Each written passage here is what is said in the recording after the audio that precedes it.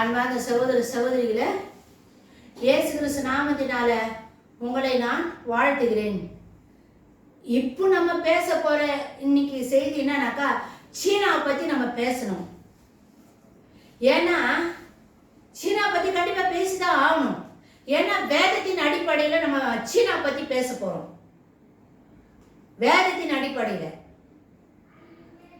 So சீனான்றது Asia கண்டத்தில் இருக்கிற ஒரு நாடு தான். சீனா மக்கள் சீனாவிலையும் கிறிஸ்தவர்கள் இருக்கிறாங்க, இஸ்லாமியர்களும் இருக்கிறாங்க.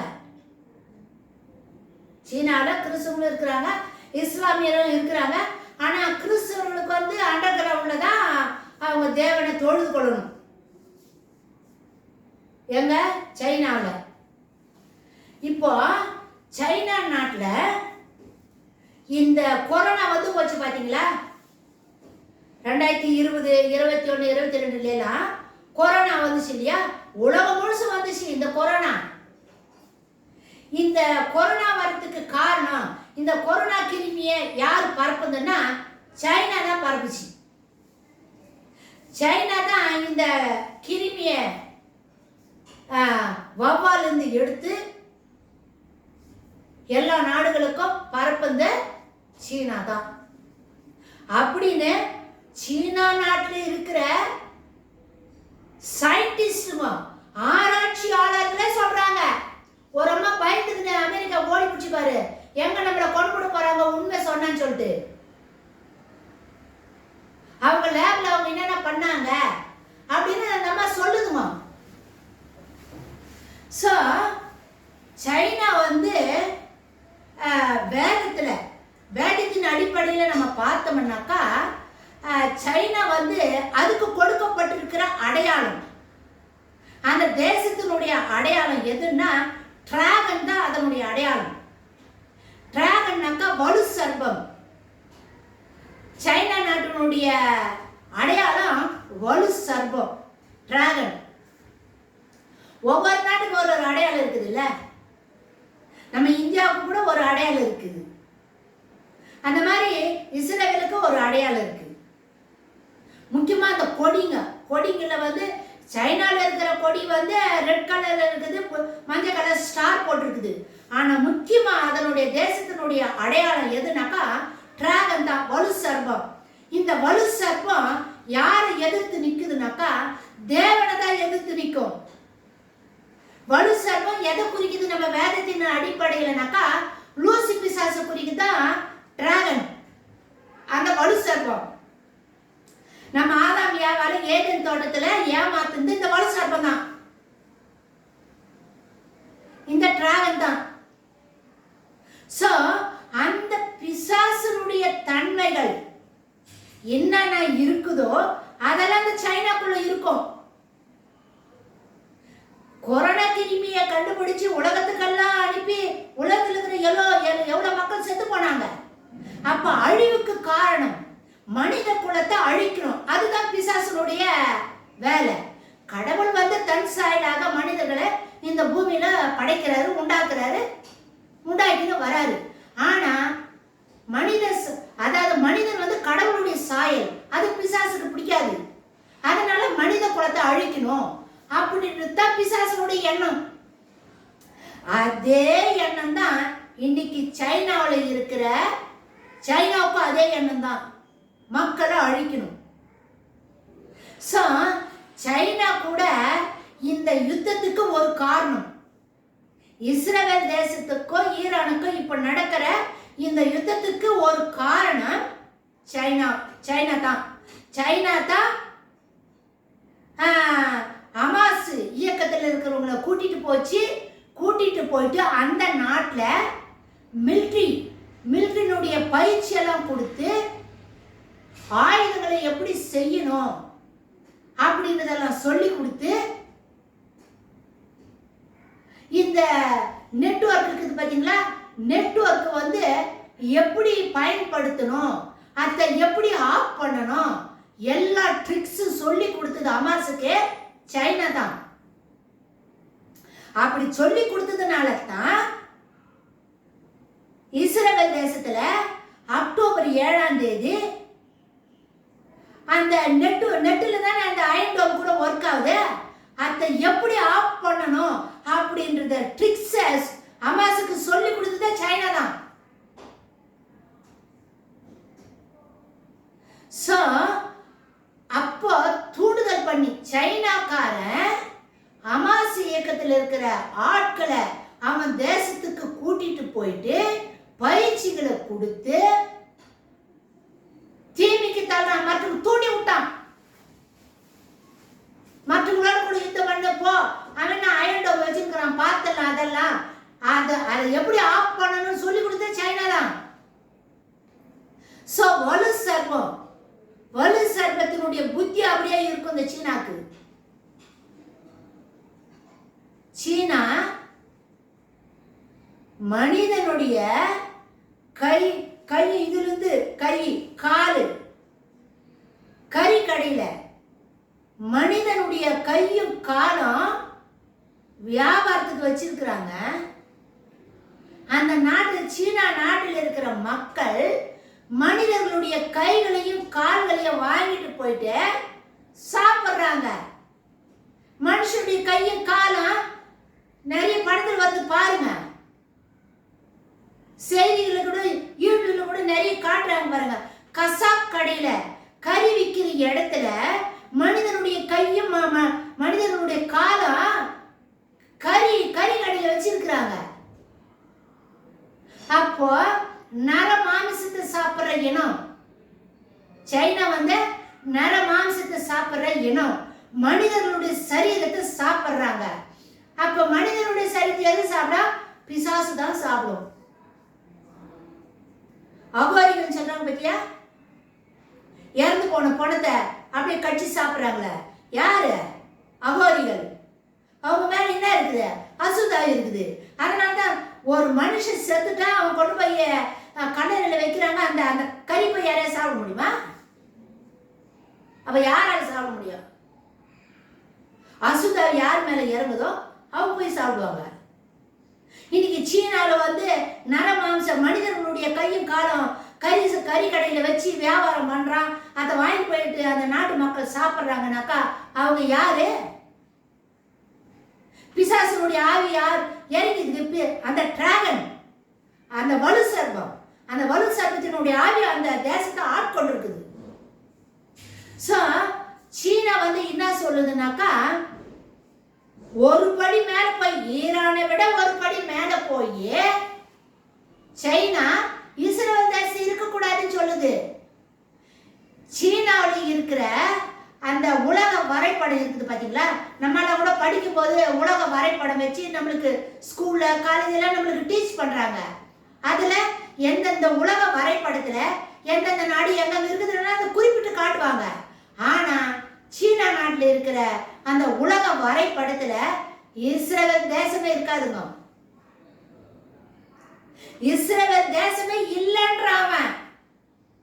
சைனாக்காரன் என்ன சொல்றான்? இஸ்ரேல் என்ற ஒரு நாடே இந்த பூமியில இல்லைன்றான். இவனை விட அவன் பெரியவனாக்காரன். ஈரானை விட அந்த வலு சர்பம் தன் வாயை திறந்து என்ன சொல்லுது? இஸ்ரேல் தேசமே இல்லை, இந்த பூமியில அப்படி ஒரு நாடு இல்லைன்றான். அப்ப இஸ்ரேல் நாடு வந்து ஆண்டவரால உருவாக்கப்பட்டது. இயேசு கிறிஸ்து அங்க வந்து பிறந்தாரு, வளர்ந்தாரு, உலாவி திரிஞ்சாரு, அற்புத அடையாளம் செஞ்சாரு. இந்த உலக மக்களுக்காக ரட்சிப்பு தந்த இடம் எது? இஸ்ரேல் தேசம். கிறிஸ்துவர்களுக்கு புனித இடம். இஸ்ரேல் யூதர்களுக்கு பிதாவாகிய தேவனால வாக்களிக்கப்பட்ட தேசம். அந்த தேசத்தை சீனா வந்து இல்லைன்னுது. அப்போ ஆண்டவருக்கு விரோதமா தான் அவன் செயல்படுறான். ஆண்டவருக்கு விரோதமா தான் அவன் நிக்கிறான். சோ என்னைக்குமே சீனா வந்து சுயநலமா தான் இருக்கும்.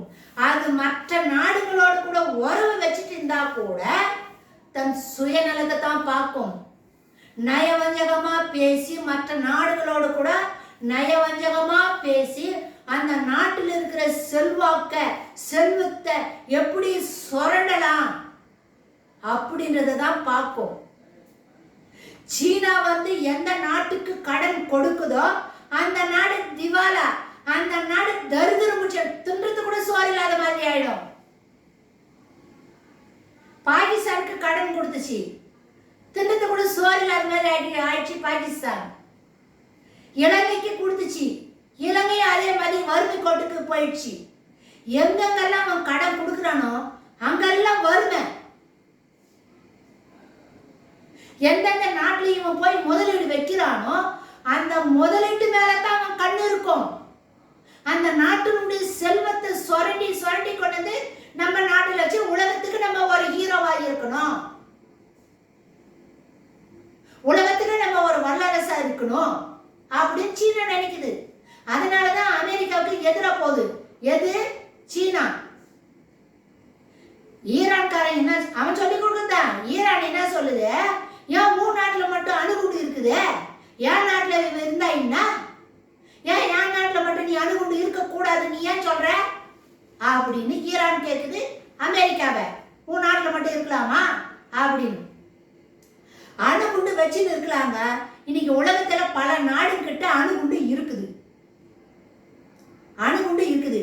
இந்த அணுகுண்டு வச்சுட்டு இருக்கிற எல்லா நாடுகளுக்கும் ஒரு ஹெட் ஆபீஸ் மாதிரி இருக்குது. எது? IAEA அப்படின்ற ஒரு அமைப்பு. இந்த IAEA அப்படின்ற ஒரு அமைப்பு சில சட்டங்களை வச்சிருக்குது. இந்த சட்டத்துக்கு கீழே தான் நீ அணுகுண்டு வச்சுட்டு இருக்கணும். நீ அணுகுண்ட இந்த சட்டத்துக்கு மீறி நீ அணுகுண்டை யூஸ் பண்ணக்கூடாது அப்படின்னு சட்டத்தை வச்சிருக்குது. அணுகுண்டு வச்சிருக்கிற நாடுகளுக்கு இந்த IAEA என்ற ஒரு அமைப்பு, எப்படி ஐநா சபை இருக்குது உலகத்துக்கு, அது போல இந்த பூமிக்கு IAEA அப்படின்ற ஒரு அமைப்பு அணுகுண்டுகளுக்கெல்லாம் லீடர், ஹெட் ஆபீஸ் மாதிரி. அது ஒரு பல சட்ட திட்டங்களை வச்சிருக்குது. அந்த சட்ட திட்டத்துக்கு கீழே தான் நீ அணுகுண்டு வச்சுட்டு இருக்கணும்.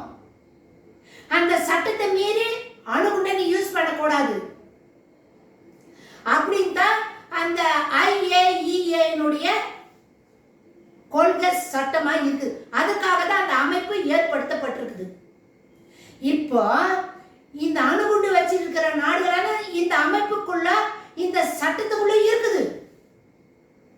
ஆனா ஈரான் இல்ல, ஈரான் நாடு இல்ல.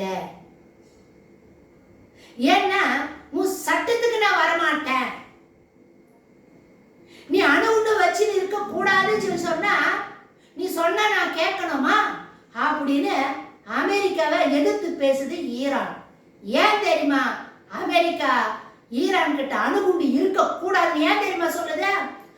துஷ்டங்கிட்ட அணுகுண்டு இருக்க கூடாது. ஒரு துஷ்டங்கிட்ட அணுகுண்டு இருந்துச்சுன்னா அந்த துஷ்டன் தீமைக்கு தான் பயன்படுத்துவான், தீமைக்கு தான் பயன்படுத்துவான். அதனால தான் ஈரான் ஒரு தீவிரவாதிகளை ஊக்கப்படுத்துற ஒரு நாடு ஈரான் நாடு. ஈரான் நாடுன்றதை விட பாவம் அந்த பொதுமக்களை பத்தி நம்ம ஒண்ணுமே சொல்லக்கூடாது. அந்த ஈரான் நாட்டில் இருக்க அந்த காமினி ஐதுல்லா காமினிக்கிறார் பத்தியா, இந்த ஐதுல்லா காமினி தீமைக்கு தொட கொடுக்கிறாரு, தீமையை தூண்டி விடுறாரு. இந்த மாதிரி நீ மற்றவங்களை தீமைக்கு தூண்டி விடுறதுனால, நீ துஷ்டனா இருக்கிறதுனால, நீ தீமையான காரியத்தை இந்த பூமியில செய்யறதுனால உங்ககிட்ட அணுகுண்டு இருக்கக்கூடாது. நீ கண்டிப்பா தீமைக்கு தான் பயன்படுத்துவ அப்படின்னு தான் அமெரிக்கா சொல்லுது. இஸ்ரவேல் ஏன் பயப்படுதுன்னா அவங்கிட்ட அணுகுண்டு தான் கண்டிப்பா. ஏன் அவன் துஷ்ட, ஈரான் துஷ்ட. அவன் துஷ்ட அப்படின்றத ஆண்டவரே சர்டிபிகேட் கொடுத்துட்டாரு. ஆபிரகாம் காலத்துல இஸ்மவேல் வளரும் போத அப்பவே ஆண்டவர் சர்டிபிகேட் கொடுத்துட்டாரு. அவன் துஷ்டனா தான் இருப்பான்னு சொல்லிட்டாரு ஆண்டவரே. அப்பேற்பட்ட துஷ்டங்கிட்ட அணுகுண்டு இருக்க கூடாது. அவன் நல்லதுக்கு பயன்படுத்த மாட்டான், உடனே அவன் தீமைக்கு தான் பயன்படுத்துவான். தேசங்களை அழிச்சு விடுவான், மக்களை அழிச்சு விடுவான். அதனால அவங்கிட்ட அணுகுண்டு இருக்க கூடாதுன்னு அமெரிக்கா சொல்லுது, இஸ்ரேல் சொல்லுது, IAEA-வும் சொல்லுது. நிறைய பேர் சொல்றாங்க ஈரான் நாட்டில் இல்ல, ஈராக்ல யுத்தம் பண்ணும் போது இப்படிதான் நிறைய தீமை தரக்கூடிய ஆயுதங்களை வச்சுதாங்க, கடைசியில் பார்க்கும்போது ஒண்ணு இல்லைன்னு சொல்லி சொன்னாங்க. இன்னைக்கு ஈரான் கூட அப்படிதான். ஏன் அணு உலை இருக்குது, அவனே படம் பிடிச்சி காட்டிட்டானே. அண்டர் கிரவுண்ட்ல என்னென்ன ஆயுதங்களை வச்சுட்டு இருக்குதுன்னு சொல்லிட்டு அவனே உலகத்துக்கு வெட்ட வெளியா காட்டிட்டானே. உன்ன ஆதாரம் எங்ககிட்ட என்னென்ன ஆயுதங்கள்லாம் இருக்குது பாரு, நாங்க அண்டர் கிரவுண்ட்ல எப்படி எல்லாம் வச்சுட்டு இருக்கிறோம் பாரு அப்படின்னு அவனே காட்டிட்டானே. அதனாலதான் தீமை கிட்ட கெட்டவங்கிட்ட அணுகுண்டு இருக்கக்கூடாது அப்படின்னு உலக நாடுகள் சொல்லுது, அமெரிக்காவும் சொல்லுது. இன்னைக்கு ரஷ்யா கிட்ட அணுகுண்டு இருக்கிறதுனால தான் 2022 யுக்ரைன் மேல நடந்த அந்த யுத்தத்துல அவன் கூட அடாவடிதனமா அப்படிதான் போனான். ரஷ்யாக்காரன் உக்ரைன் மேல அடாவடிதனமா போனான் யுத்தத்துக்கு. இன்னும் 4 வருஷமா நடக்குது அந்த யுத்தம், இன்னும் தீரல. அவங்க என்ன சொல்ற, அணுகுண்டு போட்டுருவேன் அணுகுண்டு போட்டுருவேன் அப்படின்னு நேட்டோ நாடுகளுக்கெல்லாம் பயமுறுத்திட்டு இருந்தான். அந்த அணுகுண்டு வச்சே மிரட்டுது. இவனுடைய அணுகுண்டு மிரட்டலுக்கு நேட்டோ நாடு சில நேரத்துல பயந்து போச்சு. அதனால உக்ரைன் வந்து முன்னாடி தள்ளிட்டு ஒரு நாடு இந்த பரவாயில்ல, நேட்டோ நாடுகள் எல்லாம் அவன் திடீர்னு அணுகுண்டு போட்டா என்ன பண்றது அப்படின்னு ஒரு பயத்திலே இருந்துச்சு நேட்டோ நாடுகள்.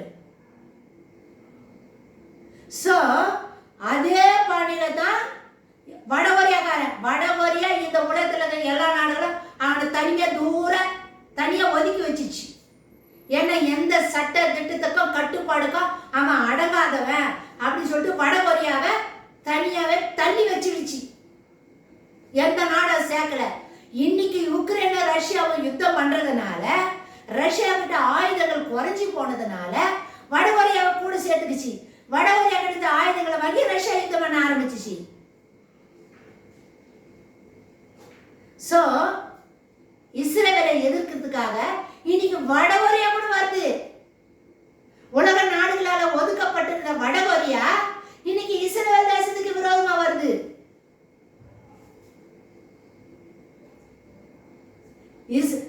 ரஷ்யா, சீனா, வடகொரியா, ஈரான், இந்த 4 நாடும் இந்த உலகத்துக்கு தீமை தரக்கூடிய நாடுகள். மக்களுடைய நன்மை பார்க்கல. சர்வாதிகாரம்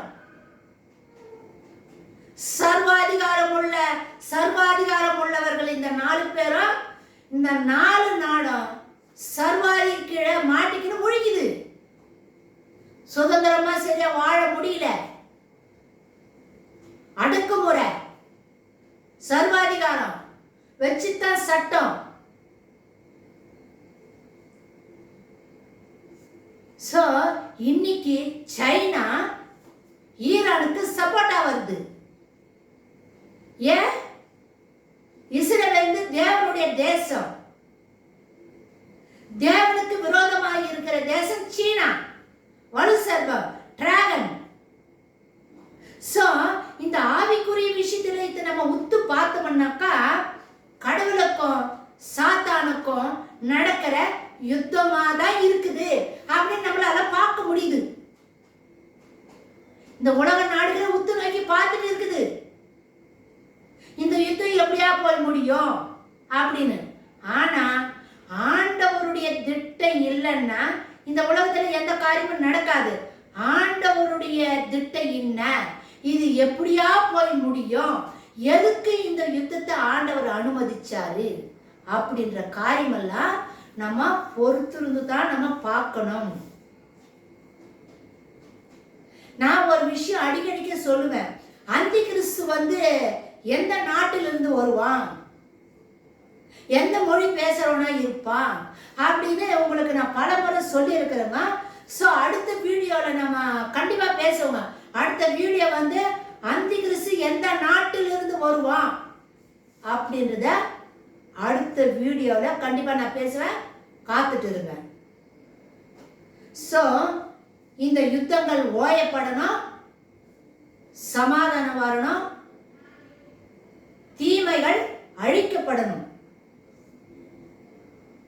தீவிரவாதங்கள் மனுஷனை அழிக்க கூடாது.